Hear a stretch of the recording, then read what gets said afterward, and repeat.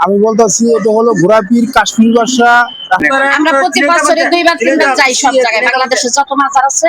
আমি এখন আছি ঘোড়াপীর মাজারে। এই যে ঘোড়ার পীর কিভাবে হলো, নামটা কোথা থেকে আসলো? আসলে ঘোড়া একটি পশু। এই ঘোড়াকে এই জায়গায় মাটি দিয়ে এই জায়গায় ঘোড়াপীর মাজার নামকরণ করা হলো কিনা সেই বিষয়ে জানবো।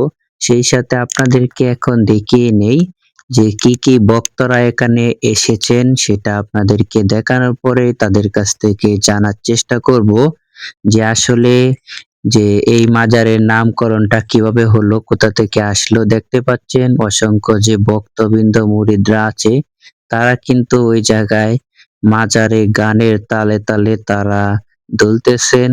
অসংখ্য অনেক জায়গা থেকে কিন্তু তাই ভক্তগুলো এই জায়গায় চলে এসেছে।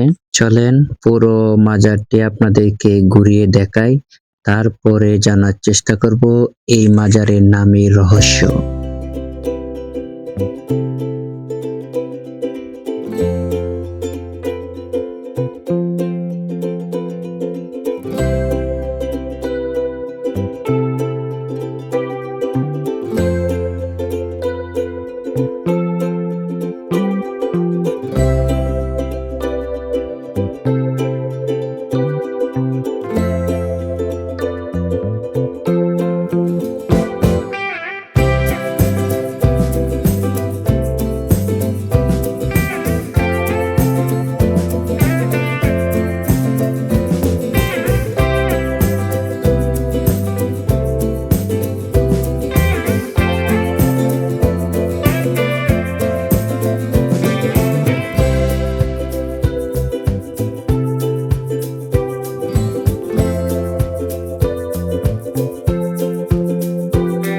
আমি আমার বাবার বাড়ি হচ্ছে নবাবগঞ্জ দোহার, আমার শ্বশুর বাড়ি হচ্ছে টাঙ্গাইল, আর আমাদের অস্থায়ী ঠিকানা হচ্ছে ইনাকপুর।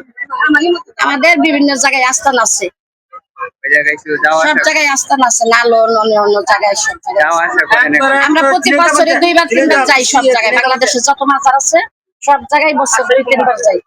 আপনি কি জানেন যে এই মাজারের নামকরণের পিছনের কারণ ইতিহাস? জি জানি। বলেন তো। এখানে 700 বছর আগে পদশা আসতেন একটা ন্যাংরা ঘোড়া নিয়ে, টকবক টকবক করতে করতে এখানে আসতেন। তখন থেকে এই জায়গার নাম হচ্ছে ঘোড়াপীর কাশ্মীরি বদশা। এখানে প্রতি বছর বড় মেলা হয়, সেই মেলায় মানুষ মানত করে, সেই মানত আদায় করার জন্য আসে, বড় অনুষ্ঠান হয়। এখানে আমরা অনেক আনন্দ করি, খাওয়া দাওয়া করি, 2 বেলা খাবার দেয় এই জায়গায়। সিলেট থেকে না? মানে এই মাজারটার নাম যে এলো ঘোড়াপীর, মানে এই নাম দেওয়ার কারণ পিছনে কারণ দিবেন? আমি বলতেছি এটা হলো ঘোড়াপীর কাশ্মীর ভাষা রহমতুল্লাহ আলাই বদরশা। ইনির বদরশার মাজার আরেকটা আছে চট্টগ্রামে, আনামসার পাশেই বদরশার মাজার। মানে এই নামের পিছনের এটাই কারণ? এটা হলো কাশ্মীর ভাষা রহমতুল্লাহ আলাই বদরশা ঘোড়াপীর ওরফে ঘোড়াপীর। সিলেট শাহজালালের সাথে সঙ্গী, তাদের সাথে আসছে। ঘোড়া নামটা আসলো কিভাবে? মানে ঘোড়া তো একটা এখন ঘোড়াইচুরি উনি আসছিলেন, ঘোড়াইচড়ে এই জন্য নাম হয়েছে। এর নাম হয়েছে ঘোড়াপীর মাজার। মানে নামটা তো একটা পশুর সাথে একটা ওই জন্য আর কি ঘোড়াইচুরি আসছিলেন, ঘোড়াইচড়ে আসার কারণে ঘোড়াপীর মাজার। তারপরে আপনাদেরকে এখন দেখিয়ে দিচ্ছি সেই গোলাপের মাজারে ব্যবসায়ীরা অনেক দোকানপাট কিন্তু উঠে বসেছেন, তারা এই জায়গায় ব্যবসা করে করতেছেন। দেখতে পাচ্ছেন অসংখ্য মানুষ কিন্তু এই জায়গায় মনে হয় 15-20 দিন পর্যন্ত এভাবে থাকবে, তারা দোকানপাট করে খাবে। এক নজরে দেখিয়ে দিচ্ছি, দেখতে থাকুন।